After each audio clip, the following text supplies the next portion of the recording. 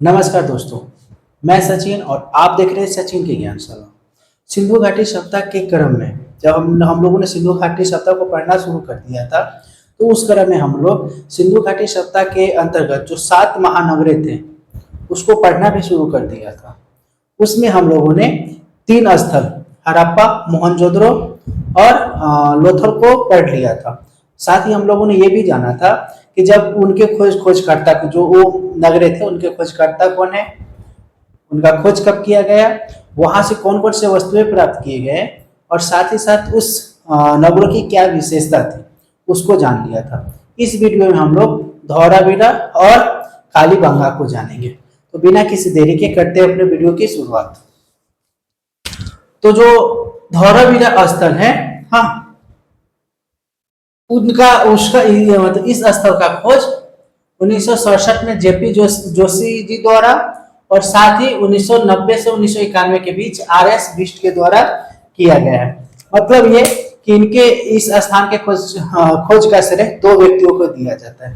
पहला है जेपी जोशी जी और दूसरा है आरएस बिष्ट जी। क्योंकि जेपी वस्तुएं मिली, हम लोग जानेंगे कौन कौन से वस्तुएं वहां से मिली, क्योंकि यही जो मेन पॉइंट है वही एग्जाम में पूछा जाता है।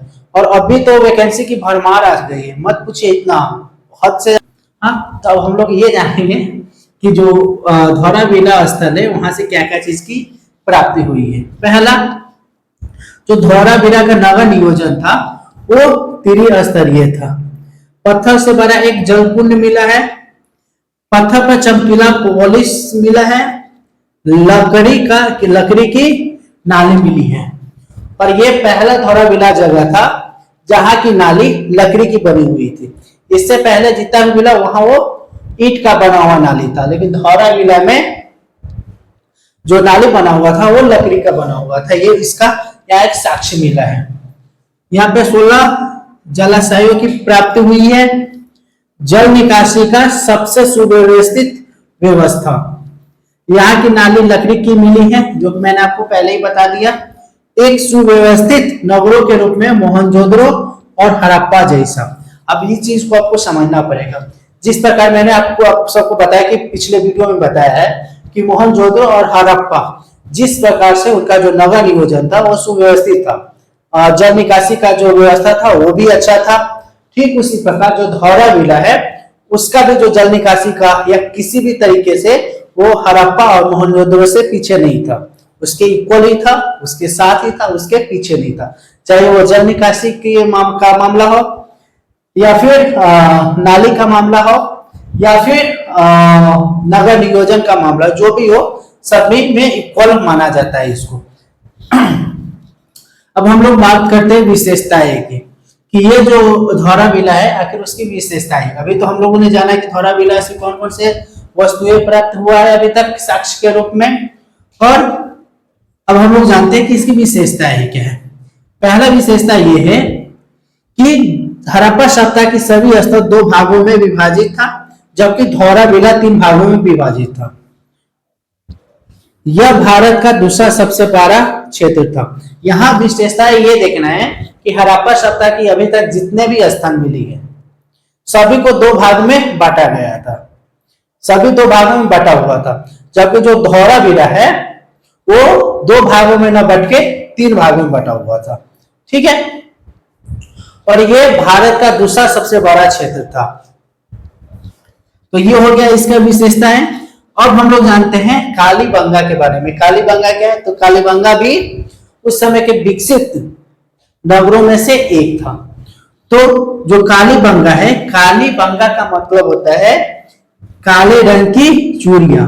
काले रंग की चूड़ियां को ही हम लोग कालीबंगा कहा जाता है। उस समय जो कालीबंगा का अर्थ निकलता है उसके तहत कालीबंगा की जो खोज करता है वो है अमलानंद घोष।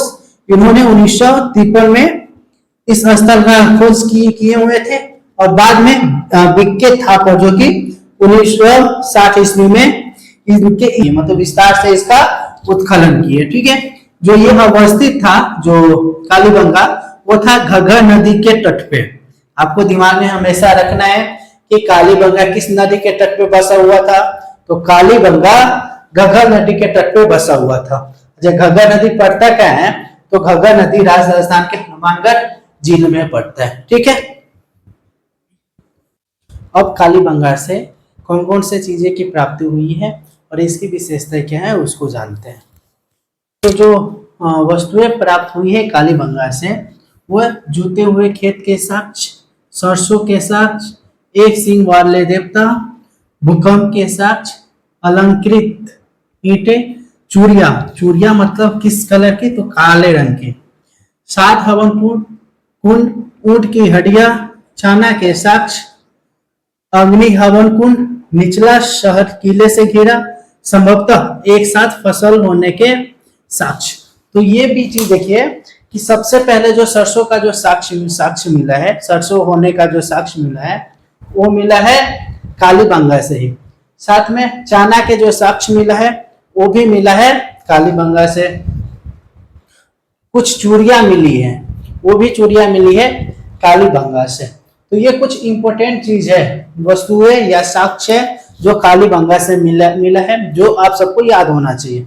अब हम लोग इसकी विशेषता को देखते हैं।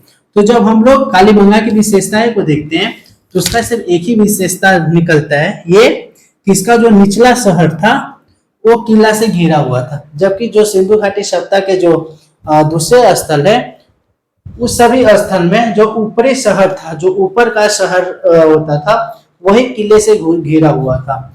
जबकि हम लोग देखते हैं कि जब कालीबंगा की बात आती है तो यहाँ पे कुछ ऐसे साक्ष्य मिलते हैं जिससे ये स्पष्ट होता है कि जो निचला शहर होता है वो भी किला से घिरा हुआ रहता है। जबकि हम सभी सिंधु घाटी सभ्यता का जो स्थल मिला है उसमें जो ऊपर का जो भाग होता है वही किला से घिरा हुआ रहता था, और जो निचले का भाग रहता था वो नहीं रहता था। जो ऊपर का भाग रहता था, मतलब जो ऊपर का शहर रहता था, यहाँ रिच आदमी रहा करते थे, मतलब धनी आदमी रहा करते थे, और जो नीचे का जो शहर था वहां लोग गरीब लोग रहा करते थे। ठीक है, तो उम्मीद करता हूँ ये वीडियो आपको समझ में आया होगा। अगर ये वीडियो आपको समझ में आया है तो प्लीज वीडियो को लाइक करें, शेयर करें और चैनल को सब्सक्राइब करें। मिलते हैं फिर अगले वीडियो में, तब तक के लिए वंदे मातरम।